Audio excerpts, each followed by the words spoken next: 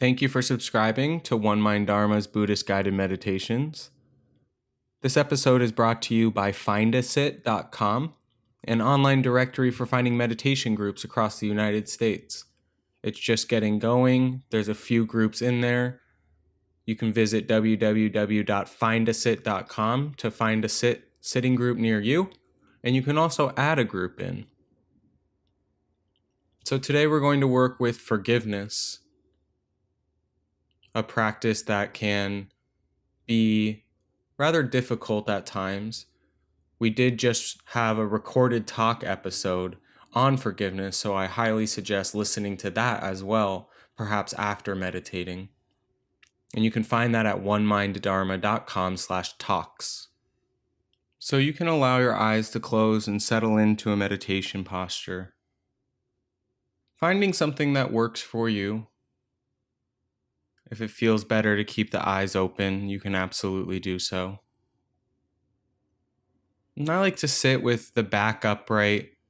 If I'm in a chair, the feet flat on the floor.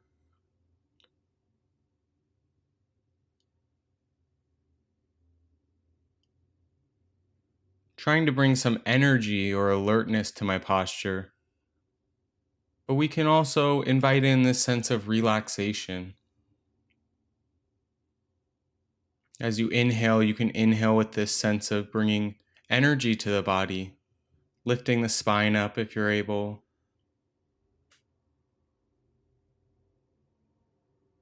Opening the lungs. And as you exhale, relaxing the body, letting the shoulders drop a little bit. Allowing the muscles in the stomach, the abdomen, to relax.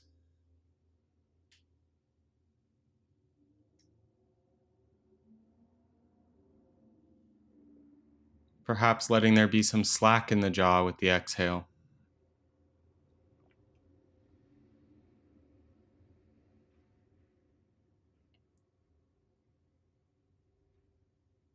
Just taking a few breaths like this, really feeling the rejuvenating power of the breath.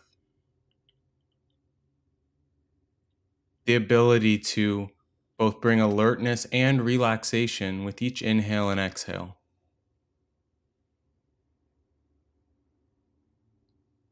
Can fill the lungs completely and allow them to empty completely.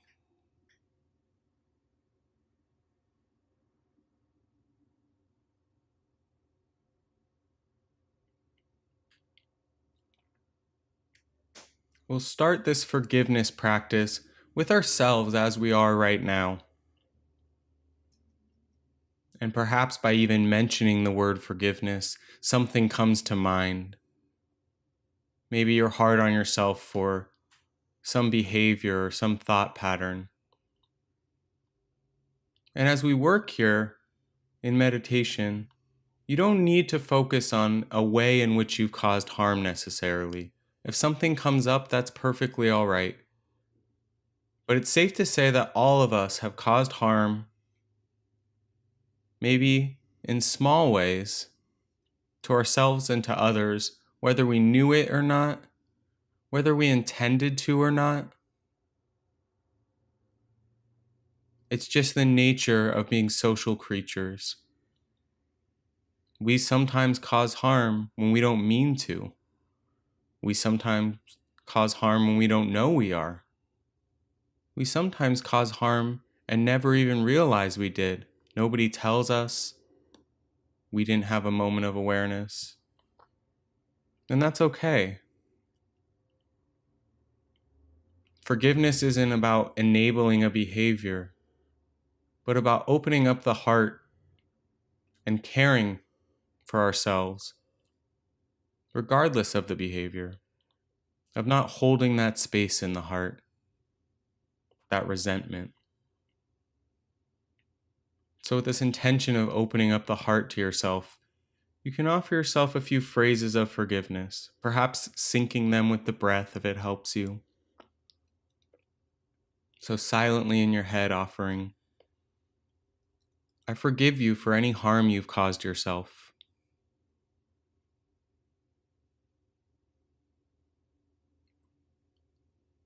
I forgive you for any harm you've caused others.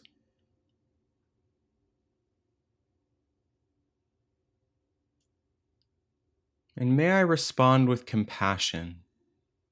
May I respond with compassion to the pain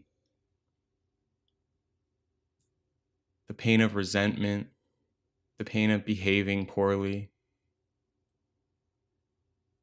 I forgive you for any harm you've caused yourself. Seeing if you can say the phrases slowly enough that you can connect with the meaning behind the words. And also recognizing that it's okay if you don't completely forgive yourself in this moment. Nobody's asking you to do so. Perhaps you can think about it. I forgive you for any harm you've caused yourself as much as I'm able right now. I forgive you as much as I'm able right now for any harm you've caused others. May I respond with compassion, just connecting with this intention to forgive ourselves over and over again. When the mind wanders, just coming back to the phrases, forgiving the mind for wandering, and just returning.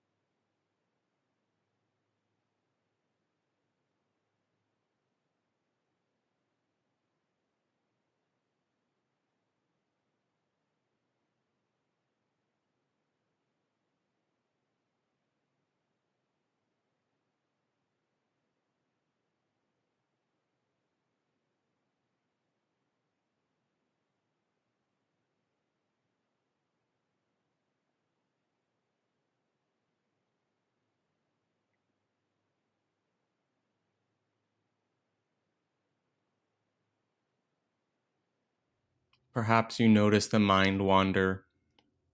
Maybe the mind even comes up with arguments against forgiving ourselves. Perhaps the body or mind tightens slightly around the idea. And all of that's okay, and we should notice it. But just returning to the phrases is really the practice. Returning to this intention and cultivating this wish of forgiveness for ourselves. I forgive you for any harm you've caused yourself. I forgive you for any harm you've caused others. May I respond with compassion.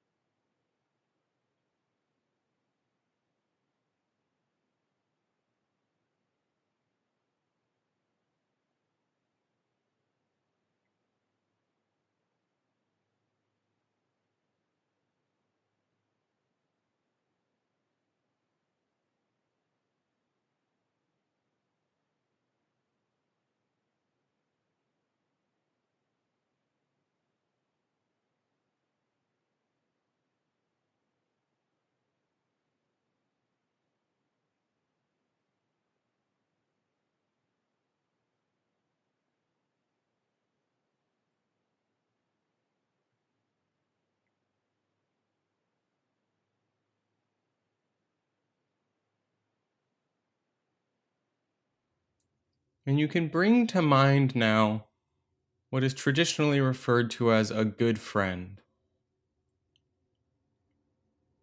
You could use a significant other, a loved one or family member, could be a teacher or mentor of some kind, maybe even a pet.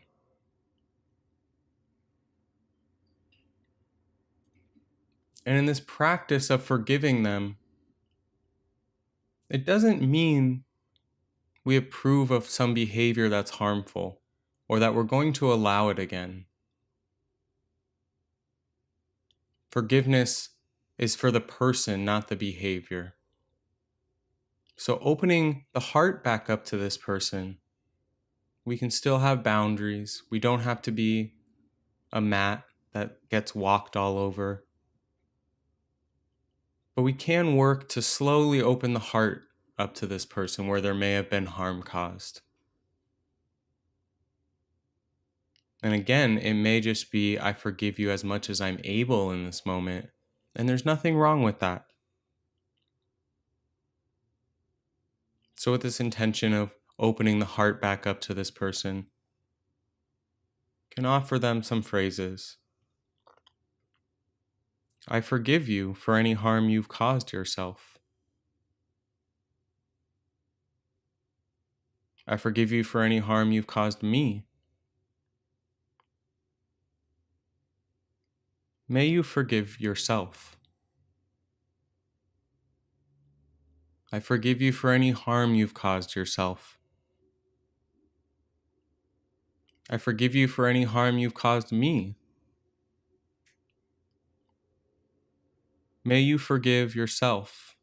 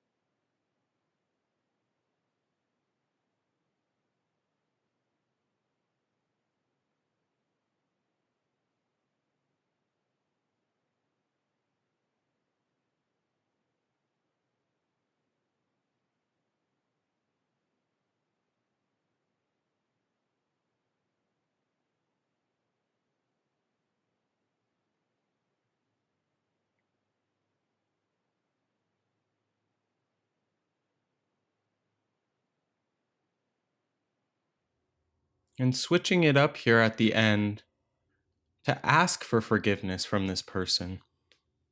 Perhaps you can think of a way in which you've caused harm, and maybe not. But again, it doesn't really matter because this intention is the same, to open up toward forgiveness from this person.